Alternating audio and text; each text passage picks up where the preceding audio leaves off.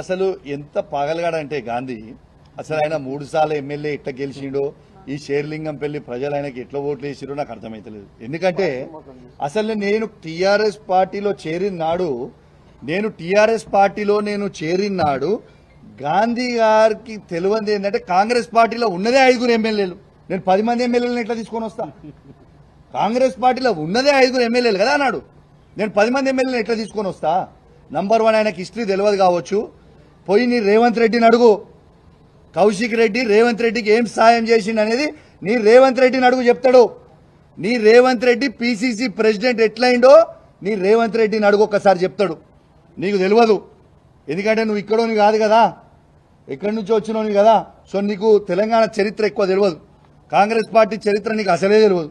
ఒక్కసారి నీ రేవంత్ రెడ్డిని పోయి ఒక్కసారి నువ్వు అడుగు, కౌశిక్ రెడ్డి నీకు ఏం సాయం చేసిండు పిసిసి ప్రెసిడెంట్ కావడానికి అనేది రేవంత్ రెడ్డిని అడుగు. నేను కాంగ్రెస్ పార్టీకి మోసం చేయలేదు.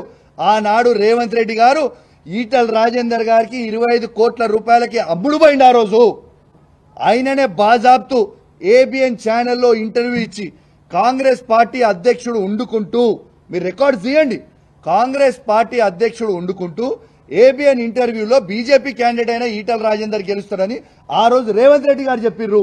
రేవంత్ రెడ్డి గారు అమ్ముడు వేయండి తప్పితే నేను అమ్ముడు పోలేదు.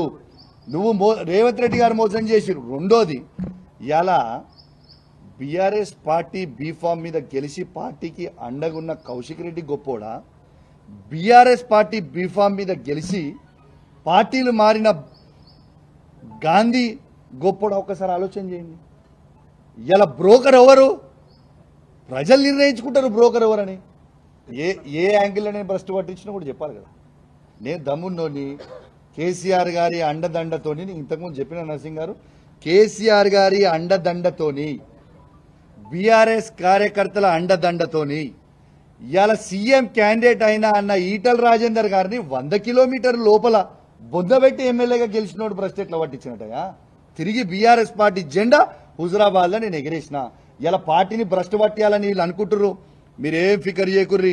5 ఏళ్ల తర్వాత కేసీఆర్ గారు ముఖ్యమంత్రి అవ్వుడు ఖాయం, మీ భర్తం పట్టుడు కూడా ఖాయం. రాసి పెట్టుకోరు మీరు అందరూ. ఇలా పోయిన వాళ్ళందరూ కూడా ఎవరిని కూడా ఉట్టిగేం ఇచ్చిపెట్టాం.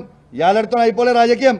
మీరు 4 ఏళ్ళు ఎంజాయ్ చేస్తారు కావచ్చు, కానీ 4 ఏళ్ల తర్వాత మాత్రం మీకు సినిమా ఉంటుంది, అంతైతే నేను గ్యారంటీగా. ఏమి ఇబ్బంది వచ్చింది నాకు? ఇక్కడ నా నియోజకవర్గం నేను బాగా చెప్తున్నా, విల్లా కొనుక్కున్నా, ఈడున్న ఆయనే ఆదుకున్నాడు. ఏముంటుంది ఆయన నన్ను ఆదుకునేది? ఈడ నాకు వచ్చిన ఇబ్బంది ఏమున్నది ఒకసారి చెప్పాలి ఆయన. మరి ఏమి ఇబ్బంది ఇక్కడ ఉందో ఒకసారి చెప్పని చెప్పు. ఏమి ఇబ్బంది అయిందో మరి మీరైతే ఉన్నారు మొత్తము. ఏమి ఇబ్బంది అయింది? బ్రహ్మాండంగా ఉన్నా నేను ఈడ, నాకేంది?